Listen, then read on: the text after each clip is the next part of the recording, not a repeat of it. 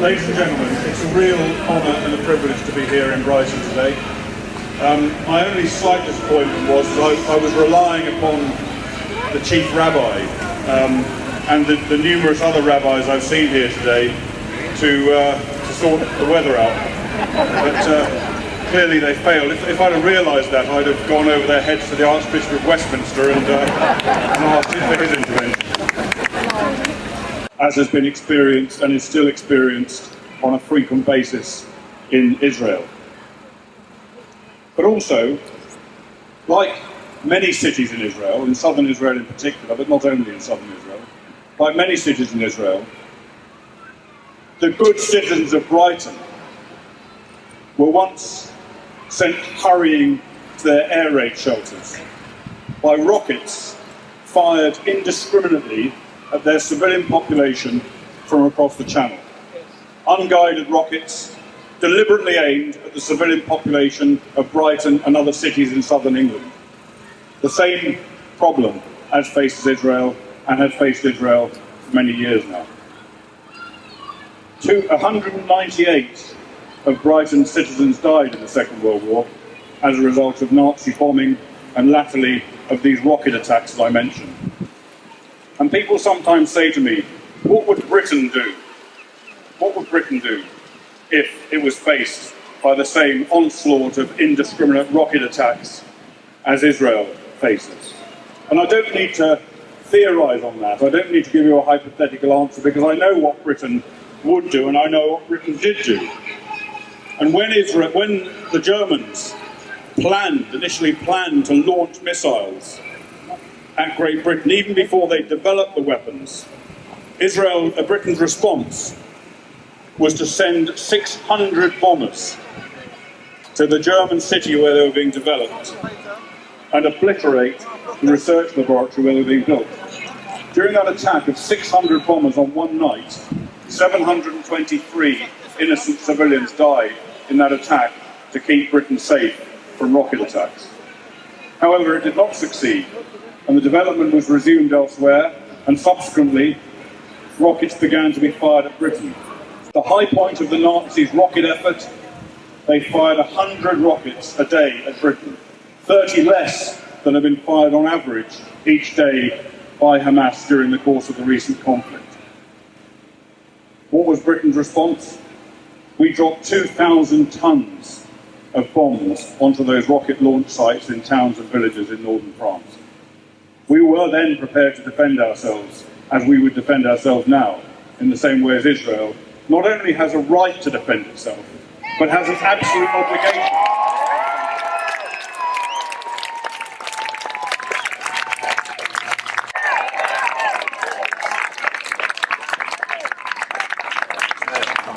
So what have they been doing? What's been going on in Gaza and in Israel in the last few weeks? I've been there for 4 weeks. I watched closely what's been happening. Hamas have used the two weapons that they have at their disposal. They only have two weapons. Those two weapons are not rockets. They're not attack tunnels. They have used attack tunnels. They burrowed attack tunnels underneath Israel's border in order to abduct, massacre, drug and kidnap large numbers of Israeli citizens from southern Israel. They constructed those attack tunnels as well as the rest of their underground empire, using funds, using equipment, using resources, using manpower that could have been used to develop, to give resources, to protect, to give freedom to the citizens of God. They've also been firing rockets, as I said, 130 rockets a day. But those rockets mostly have been knocked out of the sky by that marvellous British invention, Iron Dome.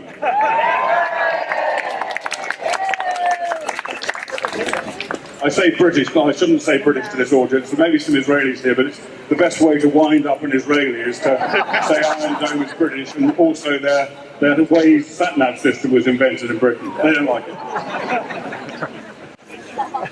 But, ladies and gentlemen, those are not their weapons. Their weapons are, they could not hope to defeat the might of the State of Israel with its allies around the world using rockets and attack tunnels.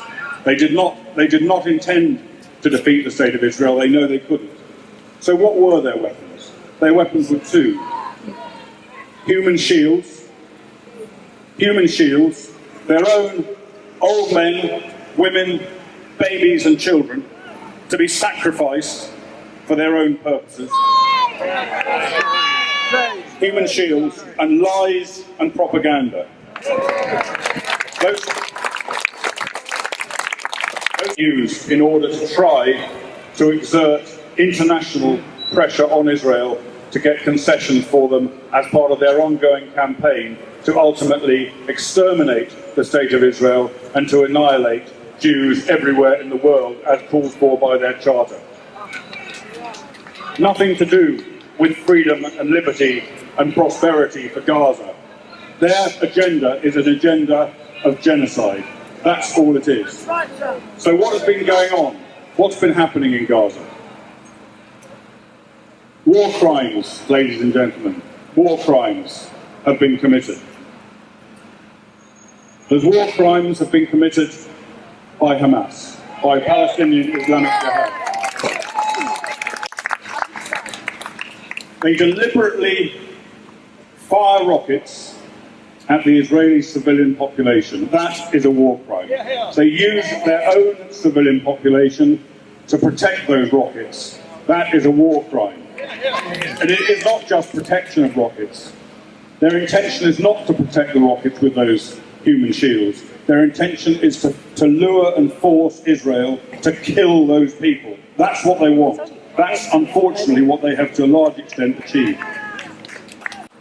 They have used child soldiers, very young children, to attack IDF troops, including in suicide bomb attacks. That is also a war crime. There is no depth to which Hamas will not stoop. And if you consider just for one moment, just consider the opposite situation, where you take Hamas's principal tactic of human shields, and you get Israel to use that tactic. Would that work for Israel? No. Israel is determined not to kill any innocent men, women and children. Hamas is desperate to kill as many innocent men, women and children as they can. And so that thought of reversing those roles of human shields tells you, I think, pretty much all you need to know about that conflict and who is right and who is wrong.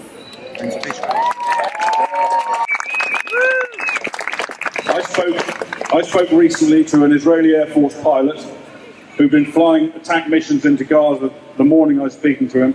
He told me he'd flown 17 sorties into Gaza against a single target and had aborted his mission every single time, each 17 times, because there were civilians in the target area. And finally he had to cancel the mission. I said to that soldier, that pilot, who might easily have been a Royal Air Force pilot, I said to that pilot, did you not find that frustrating? And his answer to me was humbling. He said, no, it wasn't at all frustrating. The best thing about the Israeli Air Force is that they will not allow a pilot to attack a target when there are civilians there. He said, how could I live with myself if I killed innocent civilians? I heard the same story from an Israeli infantryman who'd been attacking in Gaza and was about to go back into Gaza to carry out further attacks. An extremely brave young man who placed himself in enormous danger. And that infantryman said to me that even when he was under great threat, under enemy fire, even then, at the forefront of his mind was the need not to kill innocent civilians. And again, he said, how could he live with himself for the rest of his life if he'd done that?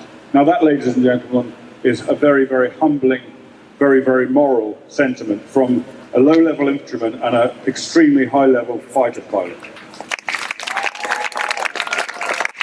So why, if that's the case, why have so many people died? Estimates are that around 2,000 people have died in Gaza during this conflict. We need to pause for a second and reflect on those deaths. the deaths of the innocent civilians in Gaza, the deaths of the innocent Israeli civilians in Gaza, and also the deaths of the brave young citizen soldiers of the IDF in Gaza.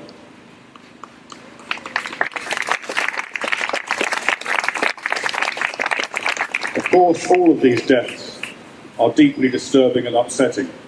For me as a soldier, I think particularly of the Israeli soldiers who have died, because there is nothing greater, there is no greater contribution that any person can make to the defence or can make to his country than to give his whole life for his country. Everything he ever had, everything he ever wished for, everything he ever hoped for.